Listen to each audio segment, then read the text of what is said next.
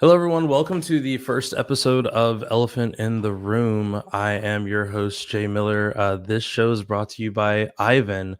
Aiven is the place, the open source data platform for data, for streaming, and for search and more. But this show is kind of an awesome one. And with any awesome show, I think you always have to start off with an awesome first guest. My guest is not a stranger to me, but a long-term friend of mine. Jeff Triplett is a partner and engineer at REVSYS, a consulting agency specializing in Python and Django, and recently large language models.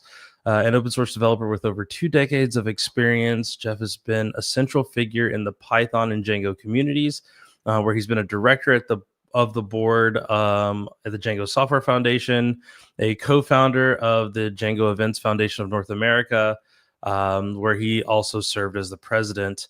And additionally, Jeff is a former board director, vice chair, and treasurer of the Python Software Foundation, a longtime organizer for DjangoCon US, one of my favorite conferences year in and year out, and has held roles as both chair and co-chair of that event. And before REVSYS in 2011, he was the lead engineer at Media for Media, the company where the Django framework was originally created. Jeff, how are you doing? I'm good. That's a long intro. Thanks. It is. It's a prestigious intro. You got a lot of stuff in there.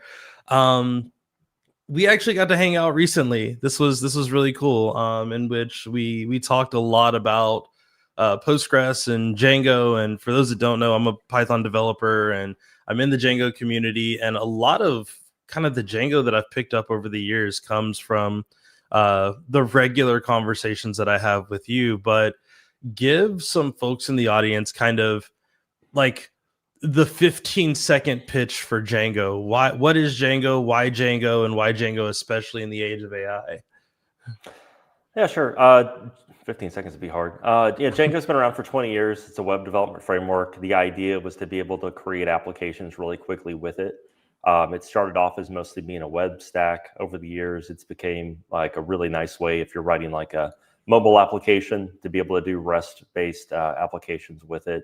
It's nice to use. It plugs into many databases like Postgres, MySQL, MariaDB. And it's just, if you like Python code, which I do, it's just a really nice framework to work with Python with. I think the thing that I like most about it is kind of the all batteriesness of it, where I know a lot of developers who really love the idea of building out things like their own auth, building out all of these other pieces. And like Django just does not have time for that. Django gives you all of the pieces that you need to come out the gate swinging. And I mean, that's one of the reasons why it's used by, I think the blog post that we read said like over 80 countries, and like, we've identified like 50,000 like websites that are running Django in some form.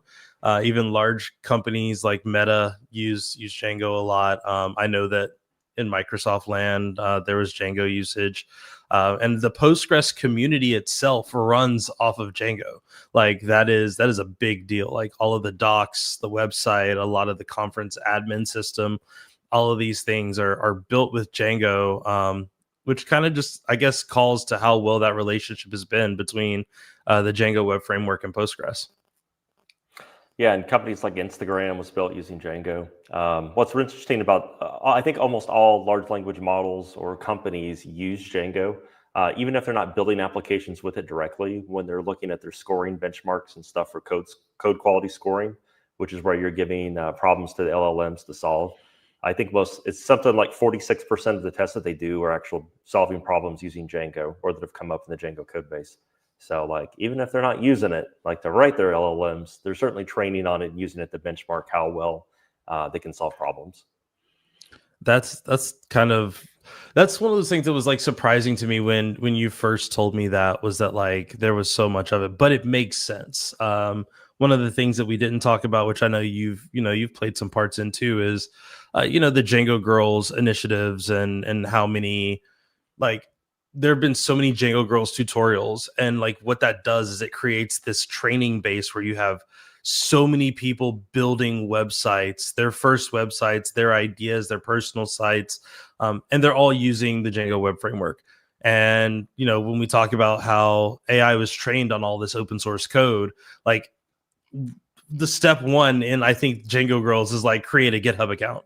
And like you're setting everything up and you're publishing this stuff. So there are thousands of these Django apps sitting there being trained on. So I could see how that makes a ton of sense. But let's keep moving and go into our elephant of the room topic.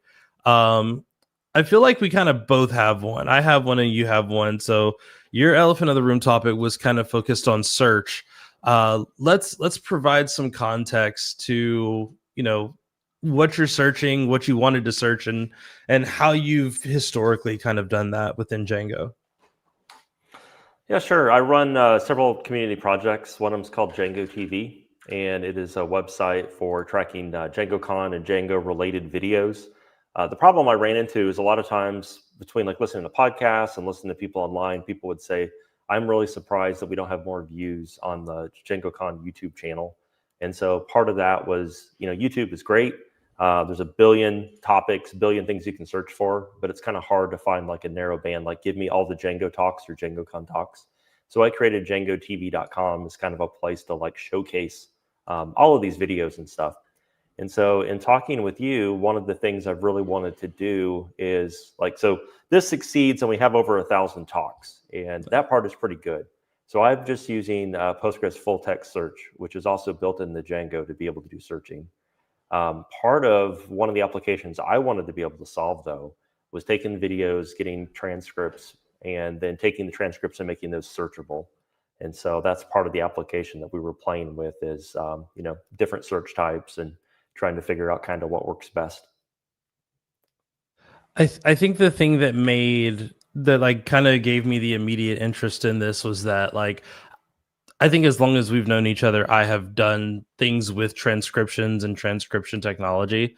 And I had played around with some of like the Whisper models and things like that, but I hadn't really seen how it had grown over the last year. My first adventure into transcribing content was pre-AI and using like AWS Transcribe, Azure voice to text, and things like that. And what I've noticed more than anything was that the process feels much smoother now and is actually faster, even when you don't have maybe I don't want to say the greatest hardware, but like the latest hardware. Obviously there are plenty of video cards and like GPUs that you can invest in, but with like updated Whisper models, and then Google has OpenGemma, and we were playing with those through kind of a hardware like performance enhancer, like what's called MLX.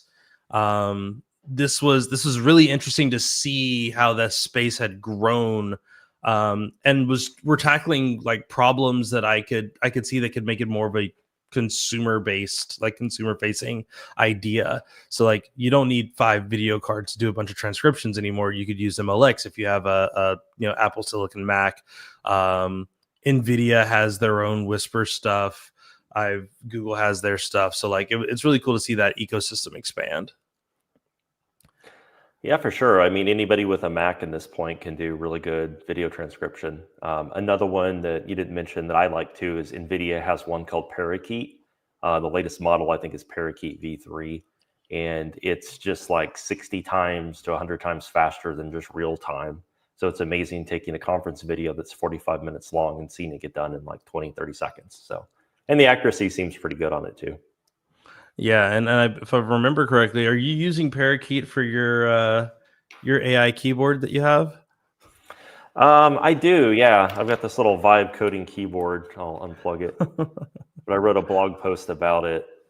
Just something I had pulled off of Amazon, and I liked it because it's an actual like HID keyboard, which means you don't have to have drivers to run it. Anything that can take a normal keyboard, it'll just work with. It's also USB-C. And so I use the Mac Whisper application. There's probably dozens of these apps now. Mac Whisper is just the one I started using 2-3 years ago. And so I've got a key bound to it, so I can just hold the key down. Anything I say then gets turned from voice to text. And then I've got a couple other keys wired up, so I can hit enter with one key. I've got a treadmill desk that I won't show you that's under my desk here. And so some days I'll just like turn the treadmill on and spend an hour or two just kind of walking on it while I'm coding or replying to email, talking to Jay, talking to whomever, like clients and stuff. And so I find that being able to use voice to text just saves a lot of time, energy versus trying to like hold on to the keyboard while I've got the, got the speed cranked up too much. I love it. Well, let's kind of dive into this a little bit. So you have this DjangoTV.com like website, and you wanted to search transcriptions, and like right now you were just searching off of like the title, the speaker, kind of all of that stuff. Did you expect for like transcription search to be maybe as complicated or convoluted as it was for us? Probably a little bit, because I only do full text search for the most part. Part of the interest for me too is just it's an interesting problem if I can get good transcription data, because I'd like to highlight like what are the best quotes of a talk. And so it's kind of a combination of like being able to get this data both from a search perspective also means we can start extracting data from it. So if I want to get like, you've spoken at DjangoCon US several times. If I want to get like, give me Jay's 5 best topics or 10 best topics, and then let's rank those. And then like, give it a rating from like 1 to 5 or 1 to 10. It's really interesting when you start breaking down those problems and seeing like, what does it actually highlight as like, an 8 or above or 9 or above. And so I've done a little bit of playing with it, but I hadn't had the data set really like created until you and I started working on this to be able to, kind of pull that information out. So with machine learning, I just feel like you can solve problems that weren't really easy to solve before. Like, how do you transcribe 1,000 videos? And that just takes like a couple of hours now, where it used to take like, are you going to set somebody down or spend your time listening to it yourself, or go pay a service? Because these are all using local models. So this is technically free other than the time it takes to run, versus like, are you going to go pay? And I think you yourself have played with transcriptions and probably racked up an Amazon bill along the way. Oh yes, I have. Well, and I mean, kind of like what I just did now, where I just typed my name into the search, and I noticed that like I'm not even popping up first. I'm third down the row, and I think we had one where like you like typed in Perl, and like nothing comes up here because we're not searching against the transcriptions, but like we got some kind of interesting facts or interesting phrases. I think the interesting bit there that makes it a challenge is that when you type in a search box and you're using something in Django like full text search, there are like a couple of options there. There are a couple of styles. In fact, that was one of the things that we really picked up early on in our exploration of like searching around text, is that Postgres itself gives you the normal search around Postgres is like matching like characters inside of a prompt, not necessarily matching for things like context or matching even for mistakes, which could cause a lot of challenges. So I don't know if you want to share your screen, but you have kind of a sample of what this looks like in action, where we're actually searching against transcriptions. And I'd love to play around and look at that. Let me see. Hopefully StreamYard will cooperate. Let's see. StreamYard cooperating? Oh man. And if not, like I have a smaller version of this that I can pull up. And while you're doing that, we have a comment in the chat. Can you kind of explain what's going on here? Kind of curious. Okay, well, welcome. And this is a live show that we're doing where we're talking about some of the challenges of app developers working with Postgres and different types of Postgres. I see something. Let's see. Let's see what we have. Oh, I got to apparently remove mine and then add yours. Okay. So you're good. I'm going to fire up. Oops, there's like a weird delay. I'm going to fire up a terminal window that's just going to start Django real quick. I should have done this a second ago, but I wasn't sure if you could see it.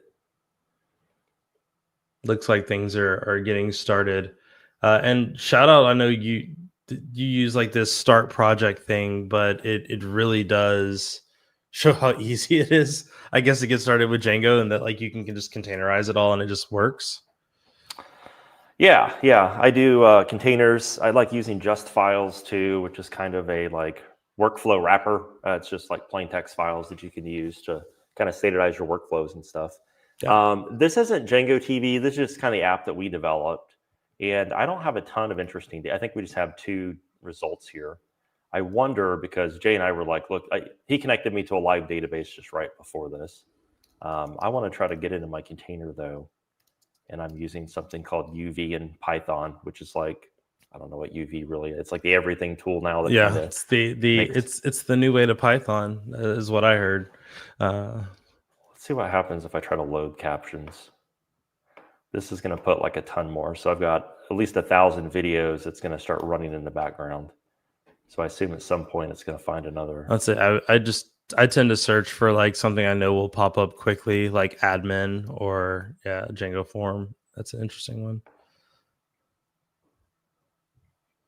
There we go. 24 results found. And you can see videos here. This one's probably from some time ago. And then what we were working on last week is the text transcriptions and then SRT formats. And SRTs are just kind of a standard way of doing transcriptions, which come with like an index of where the transcription is in the list of them, the tag or like the timestamps from, okay, so from this time to this time, and then the words that were actually said, which I think when we were talking about this was one of the things that we bumped into when we started thinking about other search types. And I was like overcomplicating it because I was thinking about context windows. And when you're working with AI, when you're doing any type of text transcription, I've done this for like long form text. Those context windows that you have, ultimately, once you reach that limit, the rest of the text is usually truncated. So it means like you could have the Gettysburg Address and the 7 years ago, our forefathers, that whole part will show up.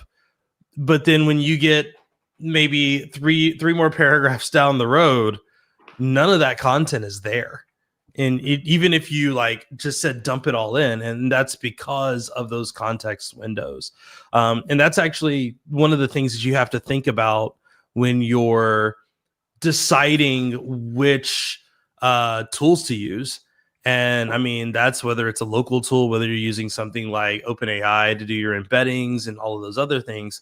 Like those embeddings that get generated based on whatever your context window is.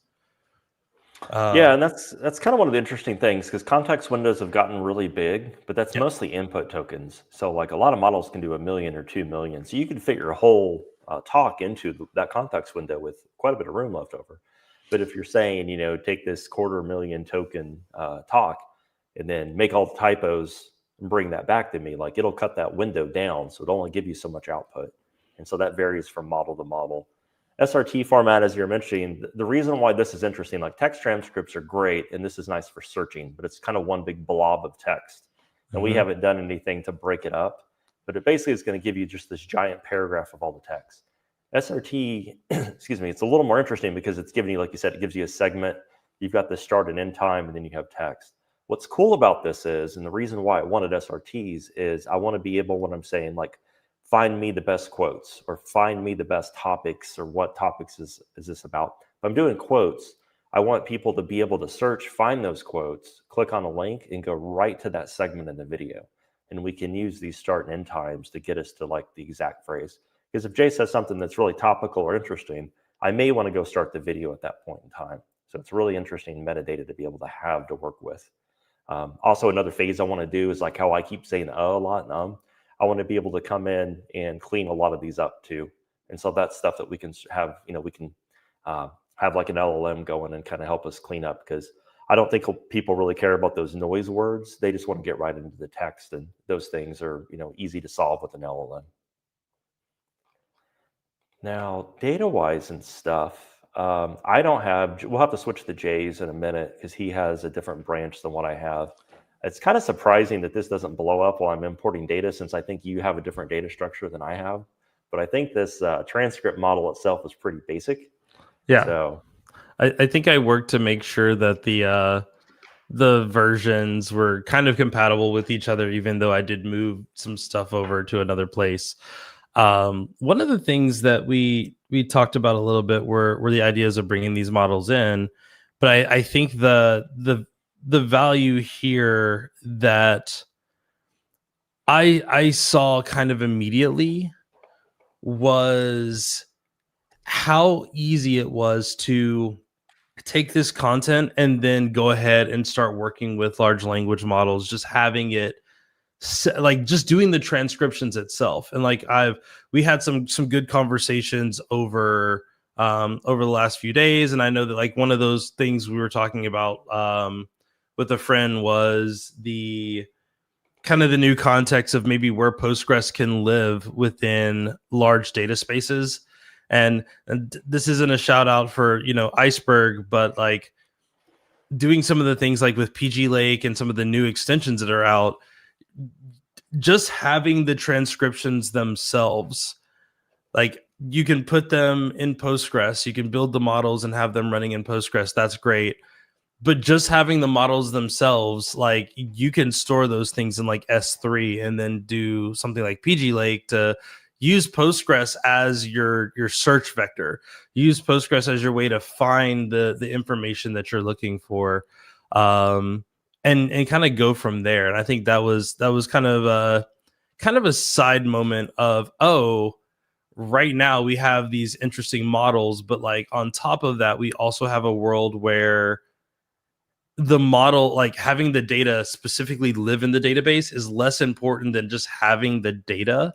And then now there are new ways that we can use Postgres to retrieve that information, whether it's there or not, whether it's in your database or not. yeah, and the way we're doing this, I would not do this in production necessarily, because we have, and I brought up one of your talks here.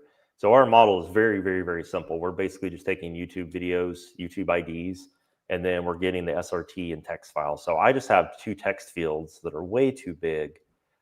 If I was doing this in more of a production app, I would have this transcript model, and then I would actually have the actual like captions or transcripts. I would put them in their own table, and then that way I can keep the data separate. That way, if you want to search against them, or just more like just as far as like data normalization and stuff, it would be a nicer model to like use. And then that way, if I want to like update new transcription types and stuff too, because I noticed with MLX Parakeet, which is the Parakeet model, it was using like, there was like 3 or 4 other formats I had not really played with before. So that was kind of interesting. But yeah, well, Django makes it really easy to do the data modeling part, get it set up. Like Jay was saying, this is data you may want to put like in a data warehouse or data lake or someplace else. That's not really key to the application, but it's nice to be able to have if you want to like, derive data from it. Or in Jay's model, I think you've got a table where you're looking at these SRT segments. And so you're actually getting like a data structure that keeps track of the ID, that when the segment starts, when it ends, and then what the actual text is saying, which is pretty interesting because you can make embeds off of that a little easier than, just having one big blob field basically of storage. Yeah, that was a thing that I wanted to show, which right now I'm just fighting with my keyboard because anytime I want to show somebody something on my terminal, it's too small. There we go. I was able to make it bigger now. Let me jump over and share that. Yeah.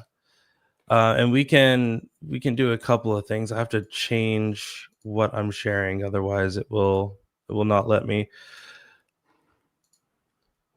So we also have the YouTube, or not the YouTube link. We also have the GitHub repo that we can share with people. 100%. Like this is all in a YouTube repo. I'm gonna move this down here, so you're gonna see me looking off the screen, but that's just to make it a little bit more visible here. So this is the actual database that I'm connected to. and I just did like a quick, /D to view our tables, and we see all of the Django database stuff, but then we see all of these things here that are just transcripts and different ID sequences and kind of all of that information that's built in when we want to start building this. But if I actually go and I look at, let's look at you mentioned you have the transcript. If I look at what mine looks like here, I think it is mostly the same. We have that YouTube ID or the YouTube ID, and then just some other stuff. But I kept in the content portions there just to not break your stuff. And the other side of that is adding these search vectors. Now, when you're doing your transcripts, when you're doing your search on your end, it looks like it's just doing full text search, and it is. And I think the challenge there was full text search the right option? But more than anything, in order to do it, you have to have this search vector here. And then I guess the only difference that I had was I took out the SRTs and made them their own model, their own table here. And in that, I add a lot of the same information. I would think that there's probably, the normalization police would come in and say that, oh, there should be another table called like YouTube, and like it would be the ID and the YouTube ID and like all of that stuff. But really what we did here was we kept, we got our start time and end time like we had in that SRT file. We had our text, which, remember, these are actual indexes. So they're not necessarily the entire content. They are just one segment of that SRT file. So it might be SRT. Actually, I can probably just do this. I can say, from transcript SRT segment,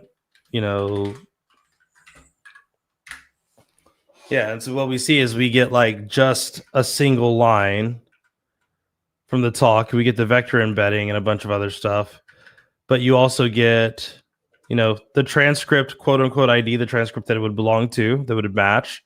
And you get the YouTube ID, and you would get this segment index. So this would be at 11 minutes in, segment 108. So if we wanted to put this back together, we could row it. And we could even do like, let me grab, I would need some like transcript ID equals 3.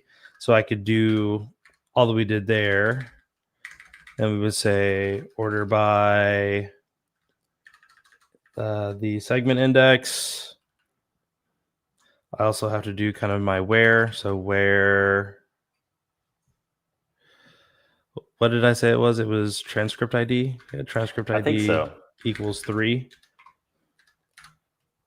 And like we would be able to actually look at this and see all the text just returned exactly how we would want it normally, which would just match the content. But we could also see like, okay, where were we talking about something? Oh, that was 29 seconds in. And then, like you said, being able to click directly to it was great. The thing that I enabled on mine, and I can like exit out here and then do my own,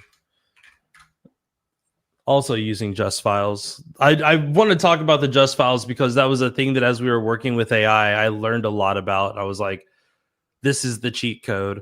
While this is loading up, it's got to connect and build all that stuff and connect to the database. It was interesting to see how much, how much better my LLM was responding when I had a just file there. And for those that don't know, a just file is literally, it's like once you install the thing, or you install just on your machine, and then from there you can run like just up, and then it would have all the commands in which to do that. And the thing that was nice about that was when you did that, it made it so that you could, like, your AI model would look at that file if you did like /init, and it would add all of those just commands to the app that you were using or to your context. So now anytime you told it to run, anytime you told it to rebuild or do anything, at least in the Python world, we run into this problem where things like to like, oh, well, let me just try Python, da da da da da. And like, that's not how anyone should be using Python regularly. You should be using a virtual environment of some sort. And like UV creates that virtual environment for you. And it also manages a lot of that scope of where your code is.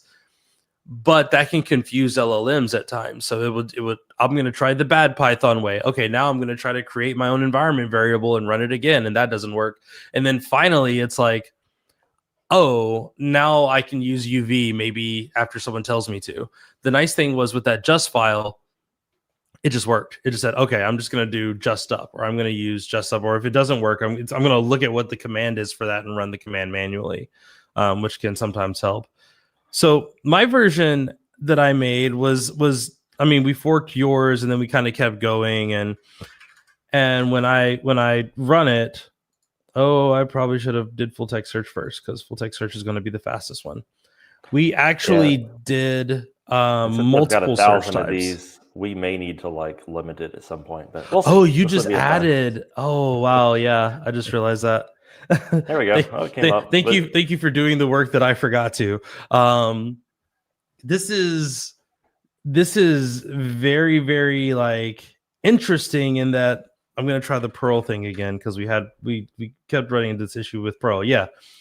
So we had this instance where we typed in like Perl for some reason, and we were looking and we were like, okay, that one actually talks about Perl. That one actually talks about Perl. We got a few in here, but not everything actually mentioned Perl.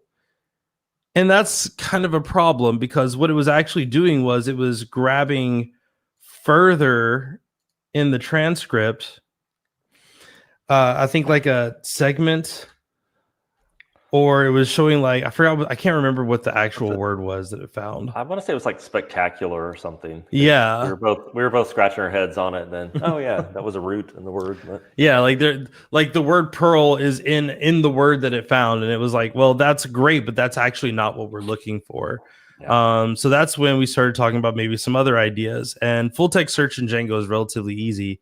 All of the other ones are a little bit more complicated, but by a little bit more, I mean a little, very little. Usually there's a module that you just install and it runs perfectly fine, hence the batteries included. When we look at trigram search and we use Perl, we're probably not going to get anything. And a lot of that is that's just how trigram search works, and where it looks for things, but it looks for things within boundaries, and it looks for like one-off errors, between that. So I can type in J and I will find this one spot here that says J. I can type in, I can get the A and the Y. I thought I could, but apparently, it throws stuff off. Can definitely be case insensitive with that. But it allows you to have a little bit less accuracy while also being able to fetch information and still get some of your results back. And I think that is really important. Like, see here, we got the same result where, I misspelled Django a few different ways and it popped up. I think that it's really interesting in that sometimes that works and sometimes it doesn't. What we wound up doing was trying all of these different search types.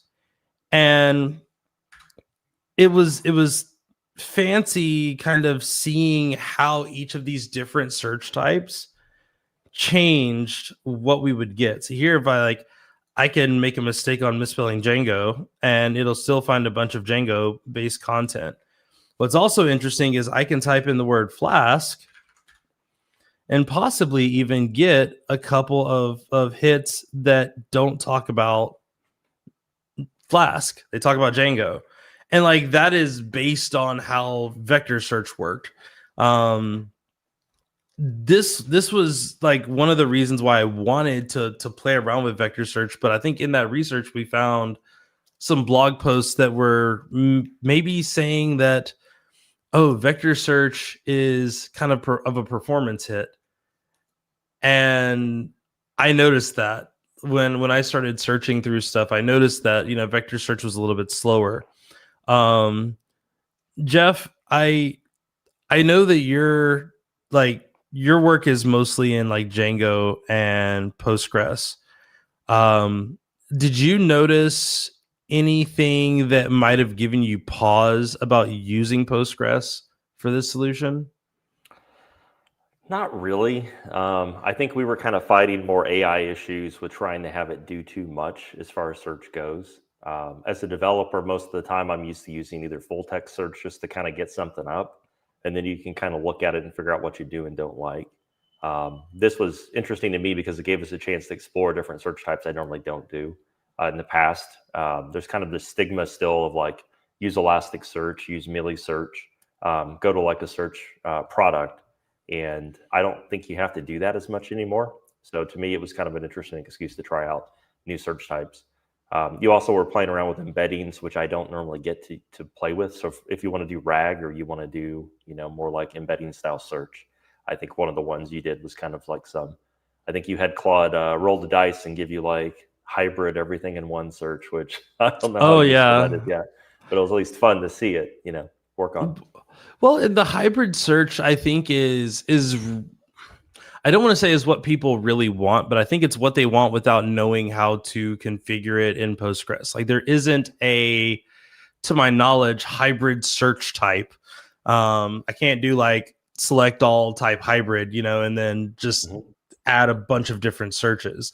In fact, the only content that I saw there about developing hybrid search in Postgres with any effectiveness was from Jonathan Katz, who was the creator of vector search. So it was very much like, hey, this is just not how we normally would think about using search within Postgres. And when we talk about using like the open searches or Milli Search and things like that, they're kind of designed to use those search types, which is, that's just a decision that's made. They're not great at a lot of things that Postgres is fantastic for. I think we're just getting started in the world of, really diving deep into this search type in Django. Full text searches in Django has only been around for 3 years, I feel like. It actually shipped as like a contrib app at some point, and then it's kind of rolled over. I guess it still technically is.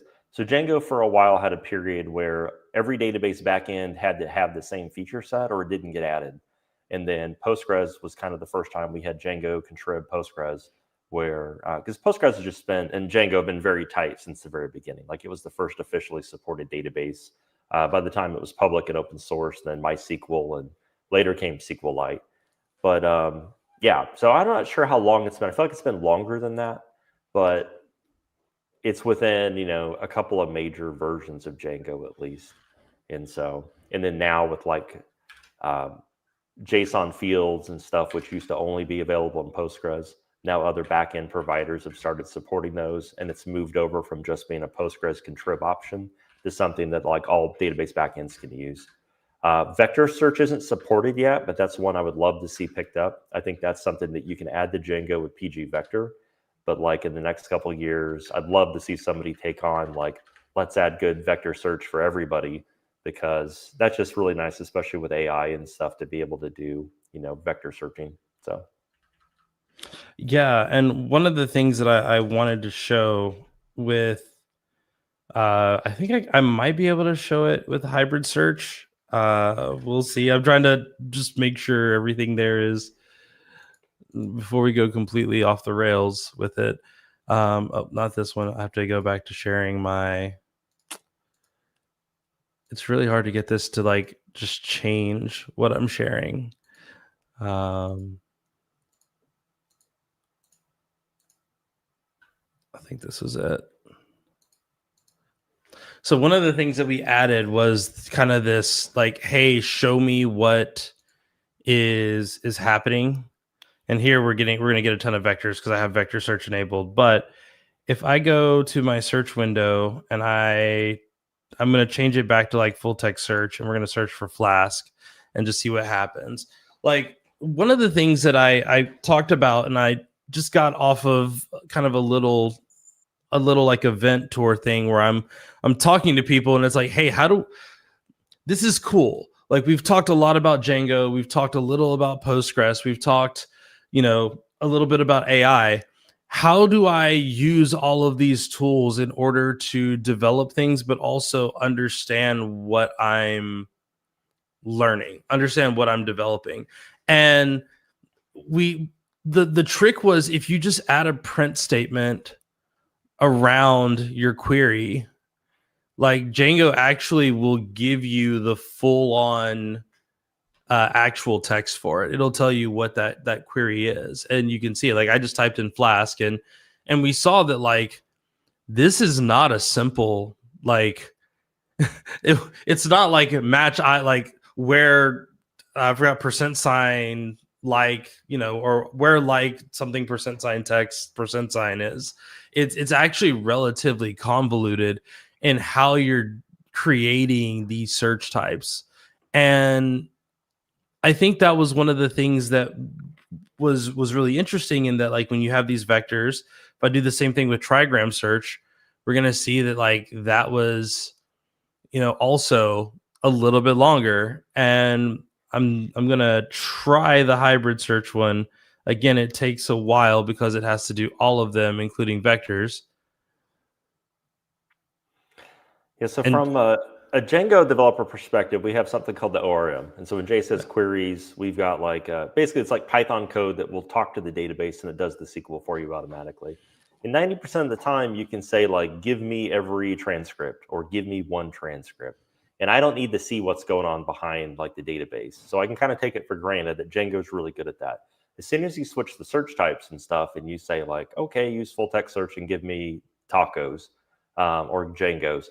And so you do that and you get results back, and then there's a little bit of fuzziness of, like, yeah, this kind of looks like it works, but how do I know what's really going on behind the scenes? Or writing, select all from a table is pretty straightforward. Selecting, limit by one, or give me ID equals something. Those map very well to an ORM. When you start doing different types of searches, though, that's when it goes over my head, and I have to do what Jay's doing just to kind of see, like, oh, there's a lot going on here. Maybe I can kind of follow what's going on, but it's really hard to gauge. It's like you're going off the vibe or the feel of, like, do the search results that come back, does that look like what I'm expecting? But when you get, like, Jay had 2 transcripts in his database, I just added over 1,000 to it. It really changes, like, what you're able to evaluate and kind of, like, feel out to, is this giving us back what we feel should be right? Along with, like, the trade-offs for me are the things that I think people forget. Like, if you're searching, for medical records, medications probably shouldn't be searched using something like vector search, because they're all within the same context of medicine. And, like, that's how vector search works, is it creates these embeddings, but those embeddings are, like, trained off of machine learning models, off of data sets, and you're doing a distance search. Basically, you're saying, give me like the vector that's created when I enter the query Flask, and then now take that vector, which, it's here. This is the vector that it created, and this means nothing to us. But yeah, as a similarity, where you're checking each of those rows and returning which ones are the closest. And then on top of that, like, when you look at adding hybrid search to that, you're doing all of that work, and then you're doing the other searches as well, and then you're adding weight to the results to say, well, it's more important to me, the similarity score is more important to me for vector search than it is full text search, or it is trigram search.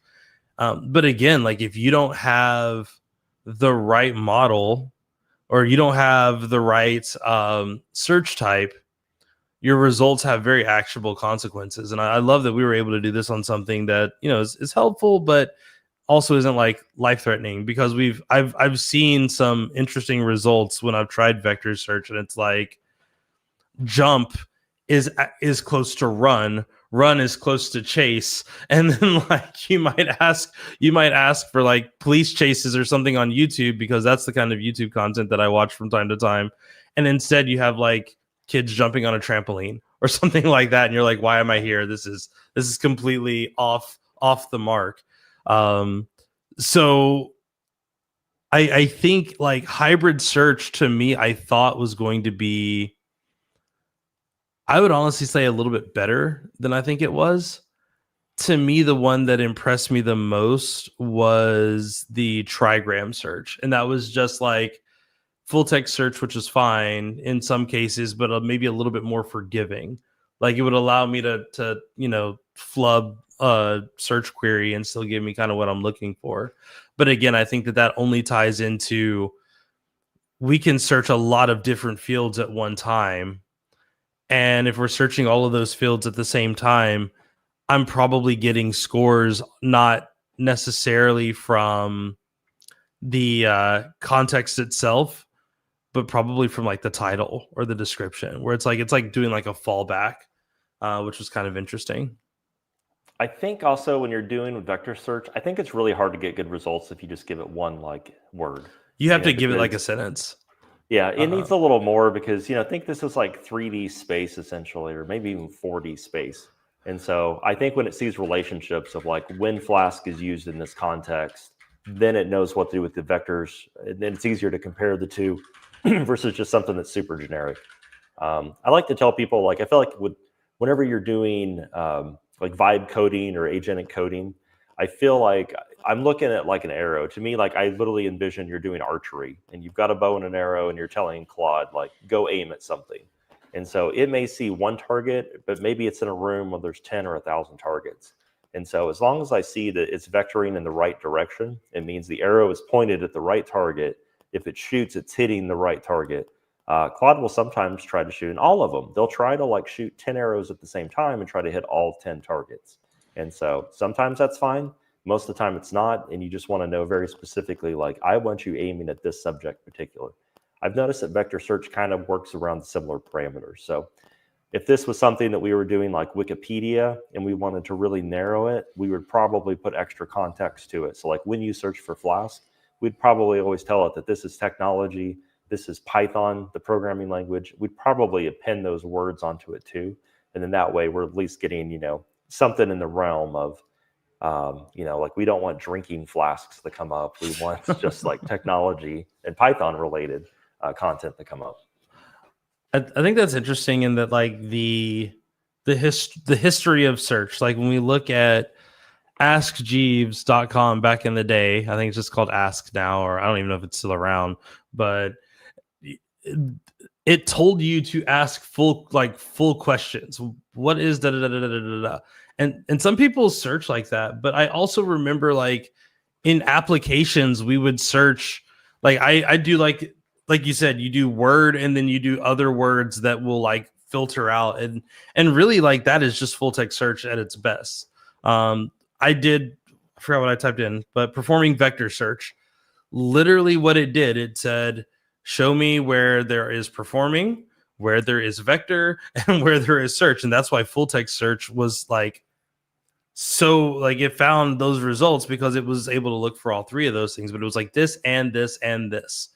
So that limits what you see. And then vector search was like, I got you. Here's like 150 results. Vector search is always going to give you 150 results because it's a distance calculation. It's just saying, give me the closest 150 results. Now, we could have modified that and said, like, the score has to be a certain threshold for it to count, which we probably should have done. But I think understanding how these different search types work and what to expect from them, I think will ultimately maybe help folks as they're going in and entering what they're entering.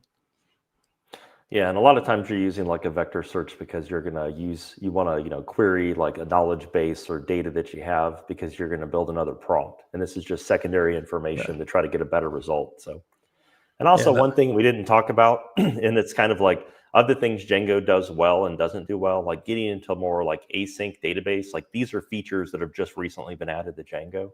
But in theory,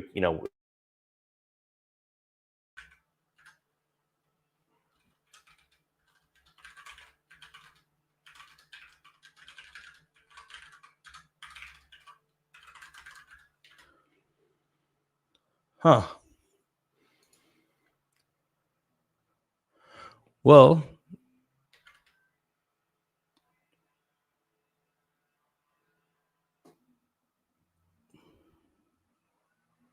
we're going to give Jeff 1 second. Luckily, we were about to wrap up the conversation. Just hit refresh. There we go. There you go. I'm not sure what happened, but you're about to tell a national secret before the internet cut out. What was that? I don't even know when we cut out. Where were we? I'm not sure. I know you were talking about normally you're using vector search with the kind of the mindset of like this is like a thing we're doing for something like RAG or something like you're about to search for this, but and then now you're going to use those results and then search maybe a little bit deeper. Yeah, async Django. So Django does support async, or it's really close to being, I think it's in the 90% of async functions. So basically, what I would do in search, one thing that we just didn't do is I would make async database calls. That way you can fan out and do all 3 searches at the same time, close enough to be same time. And then that way you're not waiting for search 1 to finish, then you fire off search 2 and search 3. I don't tend to do a ton with async. It wouldn't be super hard to like change it over, but that would certainly speed up your search that you were showing with hybrid search. Doing all 3 searches at the same time. I think that's also interesting in that like hybrid search might be better with Django as an application layer like function, where like I've seen where, and I've even written like hybrid search done by Postgres, and again like right now there are some asynchronous Postgres functions, but not everything is async. So depending on what your preference is if you do everything inside of Postgres, maybe it's something that you can spread the management of that to other teams. But then also now you don't get to benefit from them. You don't get to benefit from some of the performance things yet. Whereas if it's in Django, maybe it's like its own thing. One of the things that I want to cover before we wrap up, because we're about at time. What is your comfort now with doing some of these searches now that we've done it before? Like, I don't want to say, Jeff, are you going to rip out all of your old search types and implement something new, or are you still kind of a little worried about how search works in Postgres, or what's going on there? Well, I guess 2 things. One is I got to get that branch from you pushed to the repo so I can see what it is you really did. Yeah. But I like having I like having options. And so what we tried to do is build an app that you've got a search bar and then you've got a drop down box, which lets you toggle between them. I think that search is always going to be kind of by vibe and feel. So like if I'm doing where I'm searching at the top and I have auto completion pop up, that may be a different feel of search than if I want to do like searching against quotes or I want to search against transcripts and stuff. So full text is a decent go-to because it's better than just doing like does this word or phrase appear in the corpus of text. But like being able to see like what does good trigram search look like? Maybe that's more appropriate for that. Like I said, the drop-down style autocomplete versus like going into like vector search is really interesting to me, even from a RAG perspective, because I want to be able to like, build up better prompts or build up better data that I can make better decisions with, or try to come up with a more complete answer. So yeah, it's a little bit of all of them, just to kind of know like this is a good way to do this in Django is what I was kind of learning, because I don't tend to have as many opportunities to build those. I think something that we kind of didn't talk about all that much, but the like Django versus doing things in Postgres conversation. I know we talked about this at the meetup that we were at, but it's interesting how, and actually we did this in the second stream where we were trying to add things, and like there are 2 ways to do this. You could write this code in Django and then it would give you all of the steps. but then you could also do the steps within Postgres, and then Django, I think for some of the extension stuff, like Django would see that you've done it and just ignore that. Are you any more comfortable? And maybe this is like the wrong question. Like, are you any more comfortable working inside the database itself instead of just straight from Django ORM? Seeing you do it definitely makes it a little more approachable. So people go back to the other videos we have, especially that second segment we did. Then Jay pretty much is doing P-SQL statements, and yeah, that's all right. I think from a like, is my hammer having Django go make 3 requests versus can I give it to Postgres and let Postgres handle those 3 requests so we don't have a round trip? Like, in hearing you talk, that's something that I kind of want to look at now to see like, what would that look like? Is that batching 3 statements together and running them? Is that like a Postgres like stored procedure situation? I don't know. Yeah, that's kind of interesting to me because that would save the time of Django talking to the server 3 times.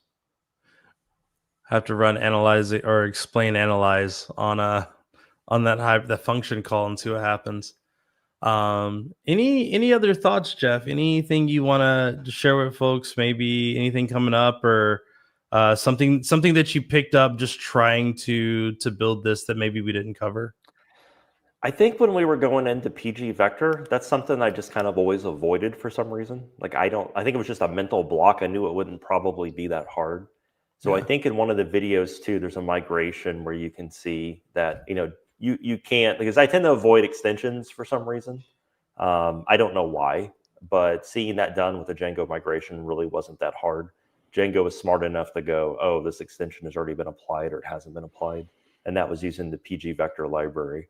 So that's interesting to me and something I could see doing a little more of. Well, there might be a migration in there if AI didn't decide to eat it, like it did a few times during that live stream.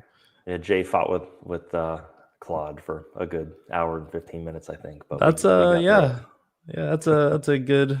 If anything, go watch that episode or that live stream just to watch me just wrestle with Claude Code and getting it to work the way that I want it to. But no, I think that's going to do it. I'm really excited to see something like this. I know that I'll probably we'll add some links to the GitHub repo. I put the GitHub repo in the chat. At least I thought I did. And if I didn't, or if you want to learn more or find it, it's right there. Follow Jeff on GitHub as well. Django transcription demo is where you can find that. Also, we didn't necessarily talk about it because I think it was one of those things that was just kind of so simple that we kind of didn't do anything with it. We used Aiven for Postgres to store this information, and like Jeff kind of said, he kind of messaged me earlier and said, "Hey, I need the connection string for this thing," and here we are. Like, this was like a minute, before the call, and we were able to get everything connected and loaded, and it was that easy.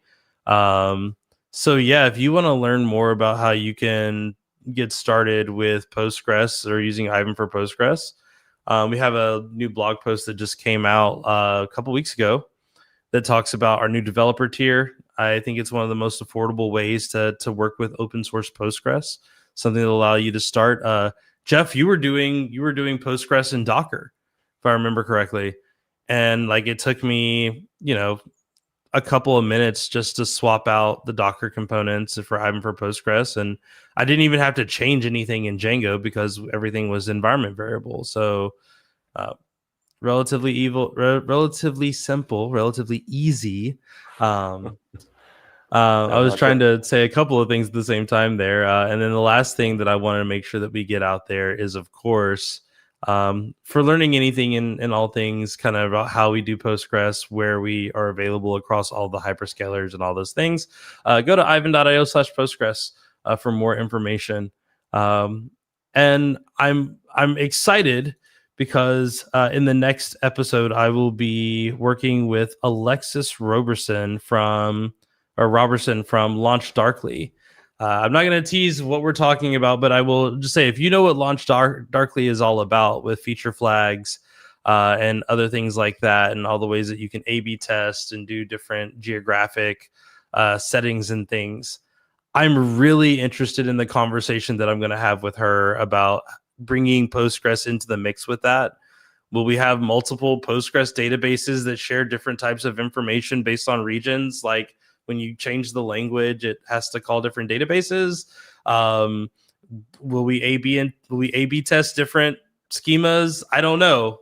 We're kind of going through the early stages of thinking about how we're going to build something, and I'm really excited for that. But that's going to be December 11th. We're taking a little bit extra time because of the U.S. Thanksgiving holiday. But Jeff, once again, thank you so much for not just being with me in this hour conversation, but kind of the last month we've been discussing and planning and designing and streaming and bringing all that stuff together. Yeah, thanks for having me. It was fun to kind of figure out, like, is this gonna catch fire while we're doing demos and stuff, and especially since we're both using. And Jay, you really should have shared the database URL for everybody so they could connect to it, because you missed. Oh no! You're not. See that in the you're not catching me again on that one. That's so that was a fun Easter egg in the second, but we did change it so you can't connect to that anymore. Yes. And I tested that before we got on because I forgot that changed and didn't realize that I needed a new one. So, but yeah, I mean, even though we have two different database, we have the same database, we have two different sets of Django models. You saw me importing the same captions that was going on in the background that you could see scroll by when I was doing the demo, and then Jay picked that back up and was able just to work with it. So that's pretty cool. So simple. I forgot to be able to do that. I forgot that you had added all that to the database. So like all of a sudden I'm going in there and I was like, why are these tables so large? Oh, that's right. Jeff just added 1,000 transcripts to the mix, which is pretty cool. That's going to do it for us. Thank you so much. For Aiven, I am Jay Miller. My guest has been Jeff Triplett, and we will see you next time on The Elephant in the Room.